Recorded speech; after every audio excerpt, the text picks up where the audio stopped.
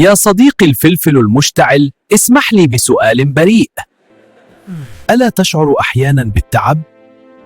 تعب؟ تعب من ماذا أيها المتعجرف؟ هل تقصد تعبا من إعطاء الناس الطاقة والحياة؟ تعبا من إيقاظ حواسهم من سبات النكهات تفرضها أنت وأمثالك على العالم؟ نحن نعزز النكهات لا نملها. لا، لست أقصد هذا. أنا أقصد التعب من كل هذا الغضب، من كل هذه الحرارة المستمرة.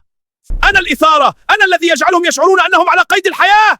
هذا كله سخونة فارغة. ألا يؤلمك أن تكون دائما في وضع التأهب القصوى؟ أن تحدث كل هذه الضجة أينما حللت؟ الناس تأكلك وتتصبب عرقا، ثم تتساءل لماذا فعلت جثة بنفسي هذا؟ بينما أنا يا عزيزي أدخل بهدوء وأضفي نكهتي واشكروني لاحقا على لذة الطبق. اللذة التي لا يذكرونها بعد أول لقمة لأنهم نسوا طعمها من قبل أن يبلعوها.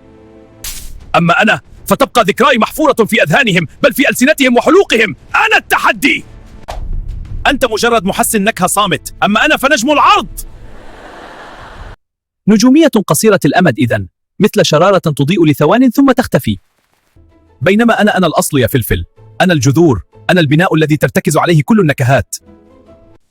قد لا أكون صاخبا مثلك، لكن بدوني صدقني لن يكون هناك عرض أصلا. أنت مجرد حبة ثوم بائسة.